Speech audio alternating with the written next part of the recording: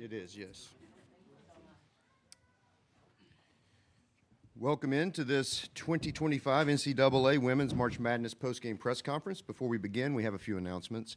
As a courtesy to your fellow media members, as well as the coaches and student athletes, please silence your cell phones. Also, those working in the media room, please keep noise to a minimum. When asking questions, provide your name and media affiliation each time you ask a question.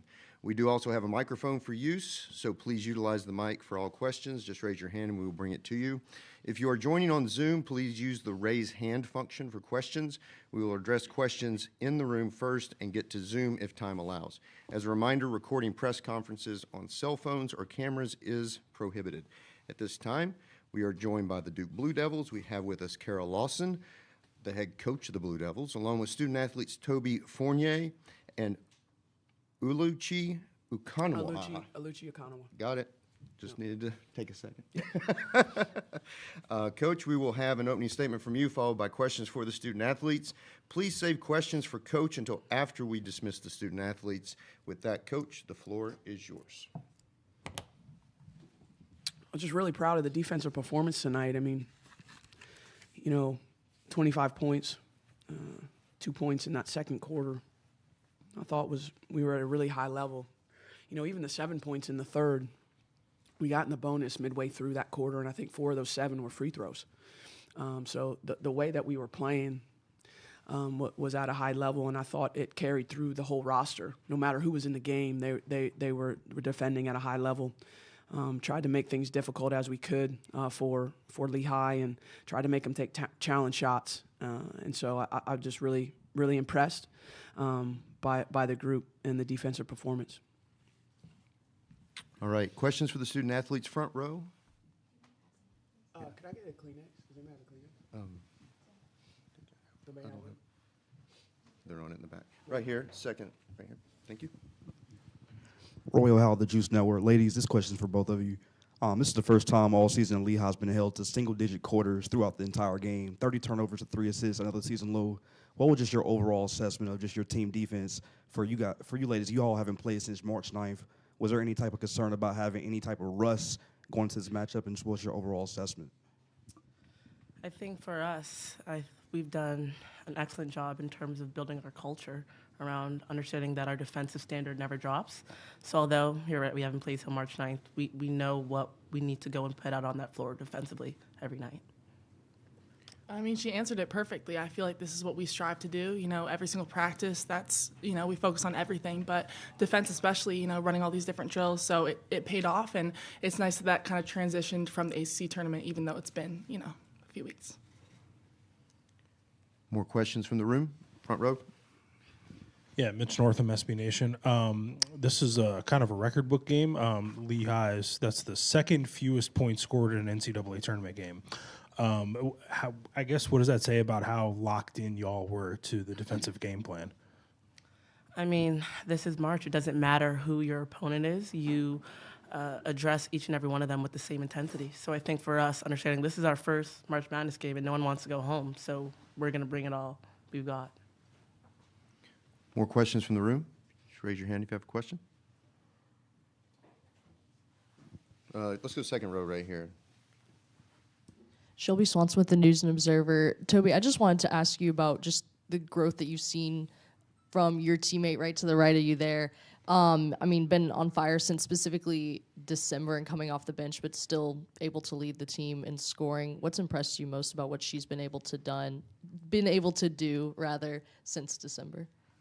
I mean, I could talk for days about Lucy. I love her so much. On and off the court, we have a really good connection. So I'm really proud of the progress that she's made. I feel like, I knew that she could do the things that she's doing right now. This is not a surprise to me, but she's always been just a spark, like her personality off the court, but then also on the court as well. And this is what our team has been needing. So her coming off, having so many points, just getting back on defense, she's an all-around player. So it's really helpful for our team. Again, front row. Yeah, Mitch Northam, SB Nation. I don't want to mispronounce her name, but number 7, getting into the game in the fourth quarter. Yeah. And hitting those 2 3-pointers, the first of her career. And I saw the bench go wild. For your team, what kind of moment was that, just seeing her succeed in that way? Coach actually just gave us a little bit of a lesson in the locker room recently, just kind of giving a testament to Lou in terms of always be ready when your number is called. And tonight she really showed that. She doesn't always get in many of the games, but regardless, when coach calls her name and when she gets in the game, she produces, whether it's setting up her teammates or knocking down some shots for herself. It's just a reminder to those on Zoom, if you would like to ask a question, just use the raise hand function in the room. Any other questions for the student athletes? Shelby. Yeah, for Alucci or Toby, just going back to, I don't know if it was the first or the second three there, but do you guys know whose towel made its way onto the court? No, I don't. Yeah, no, we don't. unfortunately. Could be anyone.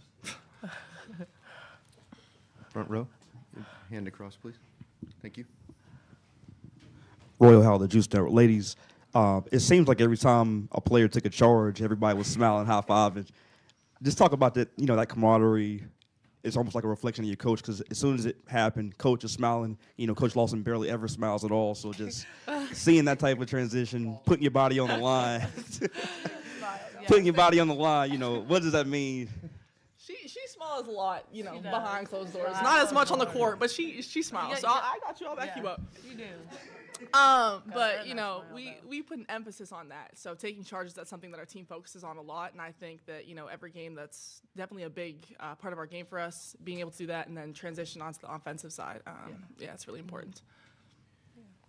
More questions from the room for the student athletes? Don't worry.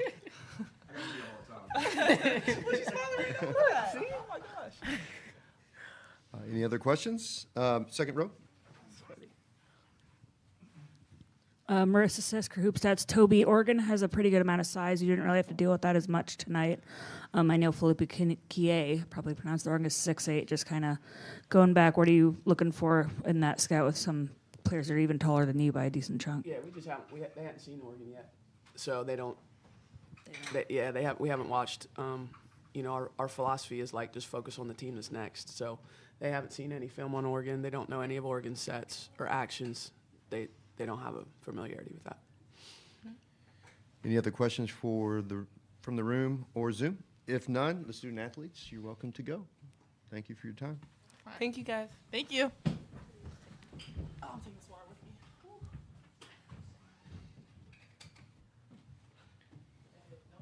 All right, questions for Coach. Front row.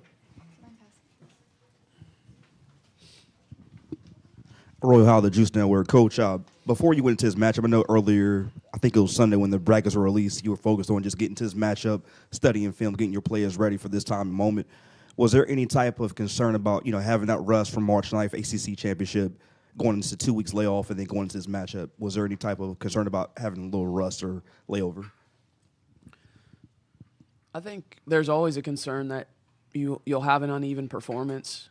For me, it was a combination of things. It wasn't just the layoff. It was just they're excited to play. I mean, it's so you wonder if you'll be a little sloppy just because there's so much juice, inside of them. And so I thought, we weren't as sharp in that first quarter as we needed to be, and gave up some looks that we would have preferred not to.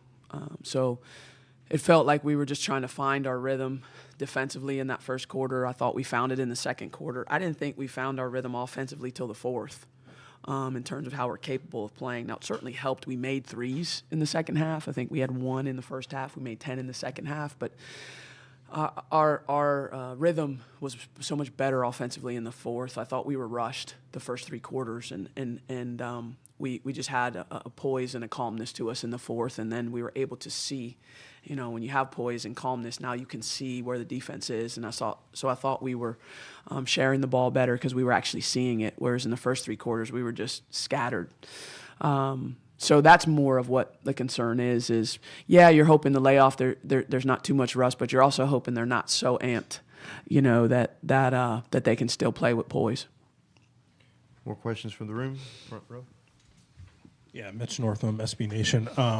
You talked yesterday about sort of how, the team had to have a little bit of fear, the possibility that something like that could happen, an upset. And it's just seemed like they were incredibly locked into the scouting report. Was like that, I guess, instilling that in them, was that part of how locked in they were today to executing on the defensive end? I think that's something they've grown in through the course of the season, their ability to apply the report to the game. You know, it's not, we talk a lot about, it's not enough just to know it. You know, it's not enough to know someone's a shooter. Can you take away the shots? It's not enough to know the play call and the action. Can you, within the action, make the right play and be in the right spot? So this group has grown through the course of the season to improve in that, which has been helpful. And so I think that's definitely, I don't want to say it's a strength of ours, but it's something that we're much better in March than we were earlier in the year. Having an understanding of what teams are trying to do and how they're trying to pick our defense apart, and then being able to adjust. We have a lot of really highly intelligent players, and I think that helps us. Obviously, we have some athleticism and we have depth and we have all those things, but really it's their brains that allow you to play the way we play. Everyone assumes because it's frenetic and because it's, can be oppressive, that it's all about athleticism. And it's really all about intelligence. To apply pressure over a period of time and to be disciplined enough to play means that you have to have a highly intelligent group before you have a highly athletic group. Now, when you combine those two, you get some really good results. Other questions from in the room, Shelby? And then we'll go here next. Coach, there was one moment, we kind of asked the players about it earlier, but I think it was second quarter. You'll have to help me remember which player it was that drew the charge, but you were fired up. What were you thinking in that moment? And I guess what was it about that specific play that had you so fired up and with such a big smile on the sidelines? How many wonders of the world are there? 7? I felt like I saw the 8th wonder of the world. Alucci took a charge. I'd never seen that before in my life. And so I was excited, when some of them do things I've never seen them do before. It was exhilarating. So that's why I was so excited, because she, I don't think has done that this year. It's definitely a career high in charges for her with 1. Second row. Marissa Sesker, Hoopstats. Coach, you obviously play 7 players 20-ish minutes. In March, sometimes benches get shorter, but today you were able to kind of go all the way down the bench. Was it kind of nice to see it, contributions from absolutely everyone on such a big stage? Yeah, I mean, I have a 10-player rotation. Obviously, I don't play 10 every game, but I'm fully confident in all 10 of them. I've played them all in big spots this year. If you look back over our games, went deeper into the bench early because we had a little bit of foul trouble. So, Donovan didn't really get into the game much because she was in foul trouble. Thomas picked up 1, and Toby picks up 2 in the first half.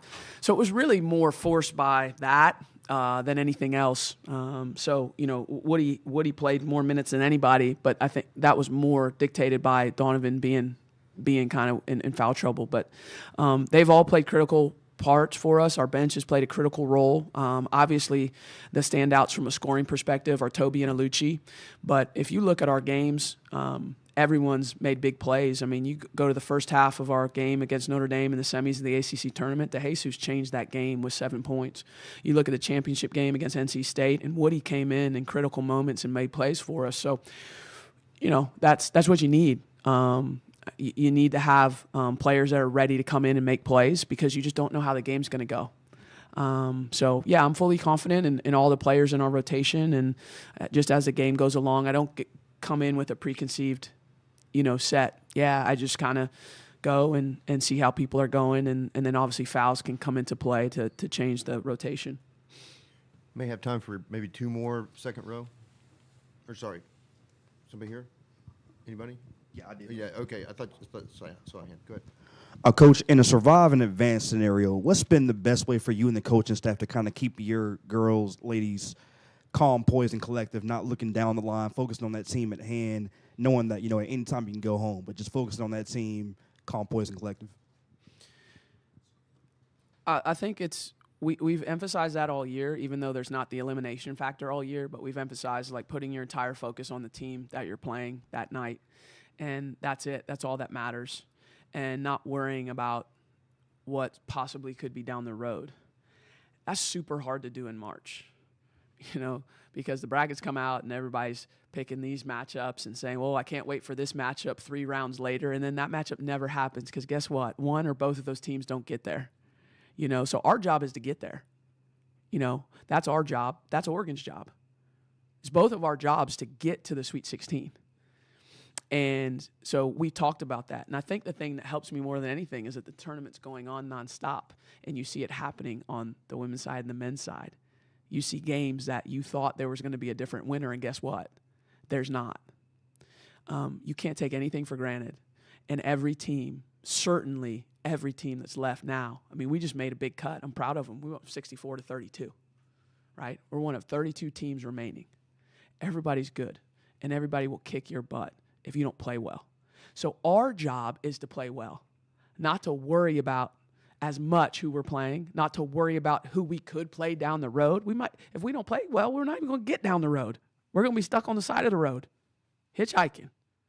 That's what happens when you lose in March. So we got to focus on that, and they've done a good job of it. Our whole focus, 100%, is on Oregon, and if we don't play well, they'll beat us. They're really, really good. So we have to play well. And like I said yesterday, that's how it's supposed to be. You shouldn't get to advance if you play crappy. Like, in what world is that fun? You should have to play well to win.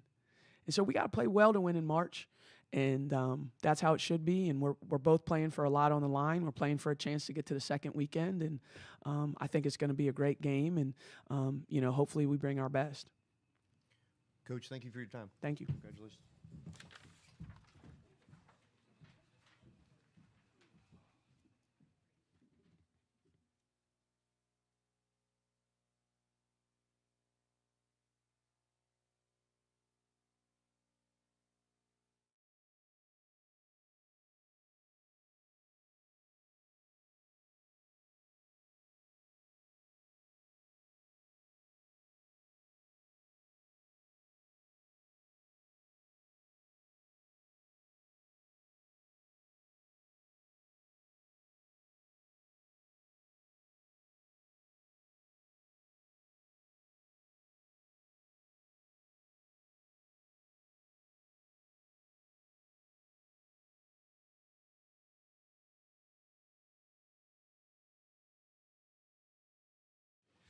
We're now joined by the Lehigh Mountain Hawks. We have with us head coach Addie Messier, along with student athlete Ella Stemmer.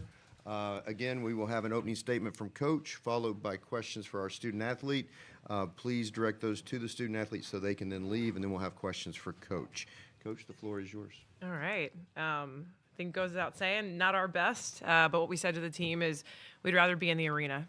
And this is a team full of seniors and senior leadership that has absolutely set this culture and set this program up for success in the future. Moment might have been a little bit big right now, but one thing that we all made a promise was to them is the next time that we're back here, we're going to make them really, really proud. All right. Questions for Ella in the room? Front row. Hi, Olivia, the brown and white. Since you are senior captain and everything, what do you want the younger players from Lehigh and on your team to take away from this experience? That's a good question. I'm going to give it to Sue Troy, who actually said it best. And she gave us a shout out for obviously making it here and told us to be proud of this. But honestly, this should become the standard for our program. Next year, teams are going to come and hunting us. We're going to have a target on our back. I remember coming in freshman year. The team before actually won the Patriot League. So I remember coming in as a freshman and hearing that. But honestly, just show up each day, do it for the teammates, enjoy the process. We said it the very first day, and I'm going to encourage them to do the same. More questions for Ella? Second row. Yeah, Mitch Northam, SB Nation. What was there one thing specifically that Duke did really, really well to just kind of take you guys out of what you were trying to do? I would say not particularly. I mean, their pressure was pretty intense, but honestly, we expected that, and I don't think it was anything that we couldn't handle necessarily. It took us out of our flow a little bit, but honestly, I think we just have to own that. And like I said to the team, is not too big for us. We kind of take up our space, and I think we could have, grown into ourselves a little bit. But honestly, we got to start somewhere, and then, just set the stage for team after team. More questions from the room? A reminder to those on Zoom, we can take questions here. Just use the raise hand function. In the room, any? Not seeing any. Ella, thank you for your time. Oh, wait, you had one in front. Sorry, I didn't miss it. Olivia again. Hi. Despite the loss, what are some positives that you guys want to take away from this season? I think the way in which we carried ourselves each and every day was pretty special. We started the season choosing joy, I think without naming it that. We really named ourselves as being resilient players, and I think the way in which we did that, choosing joy and effort each and every day, was really special, and I would encourage players to do the same. Find the fun in working hard, and it'll take you far. All right, any others? Oh, another one, front row. Royal Howell, the Juice Network. Ella, what is the biggest takeaway that you've learned from Coach since you've been at Lehigh that you can use, not necessarily on the court, but off the court in life in general? There's a lot. Addie and I have talked a lot about not just lessons on the court. Honestly, we've had a lot of conversations off the court. And I think just she prides herself on being a competitive individual, but the way in which she carries herself and is super composed in really tough moments, I think I've taken a lot from. And we've had conversations on what life after Lehigh looks like and kind of the legacy that she want to live. But the way, like I said, her composure is second to none, and the way that she just chases greatness and allows everyone to be their best self and cultivates an environment where that's advocated for. So I've appreciated that ever since she's taken the head coaching position and believing in me and believing in our girls and, creating a system that allows each player to thrive in the way that they do on and off the court. Ella, thank you for your time. Congratulations on a great season. Thank you. So, questions for Coach?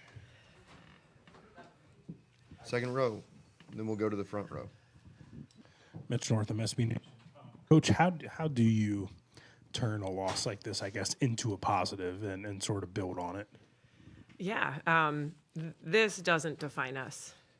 It doesn't. And one thing, when we walked in the locker room, this is a team full of competitors, and with tears in our eyes, we had a good laugh. We had a real good laugh. Duke brings pressure, right? They're a program that defines themselves on the defensive end, and I thought we competed really hard for a long time on the defensive end. And that was something that this program hadn't done yet. For years, we had been an offensive team, and I thought this season we really took a step forward. And so we said to them, we'd rather be in the arena.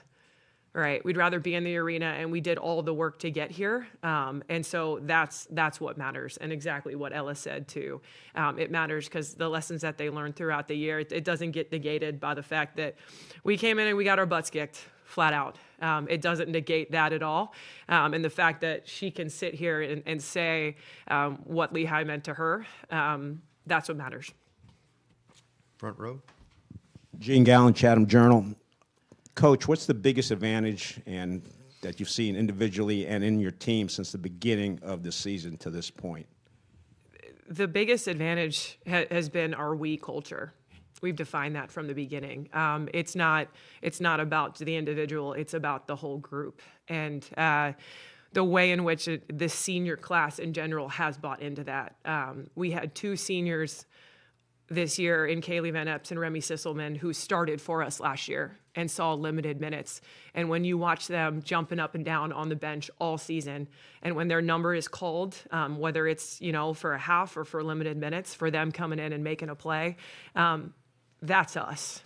And we said that to this whole group of seniors. They have completely bought into what we want to do. And again, this game, throw it out the window. Duke's a great team. I don't think we brought our best effort, but for them to do what they did this season, and their families to do what they did, their families bought into it too. They bought into the entire group. That is something that I will be forever grateful for.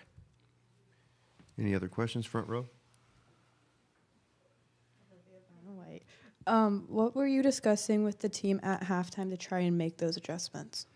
Yeah, talking to him at halftime was the same. I thought we did a really good job in the first half of putting bodies around the ball defensively and forcing some turnovers. And then offensively, you know, I thought we turned the ball over way too much. We also, our passing wasn't on point.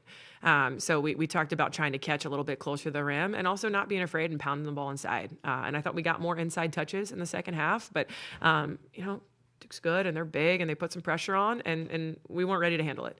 But this team will work. That's one thing that we've always done is respond. And so we know the blueprint for the spring and the summer to get ready for when this moment comes again. Any other questions from the room? Seeing none in the room or on Zoom, Coach, thank you for your time. Congratulations Thanks on a for great coming, season. too. Thank you, guys. Just a couple closing announcements. Hammond Communications will post a recording of this press conference in the NCAA Digital Media Hub at ncaa.veritone.com. Transcripts are provided by ASAP and will be posted shortly. Thank you for joining us.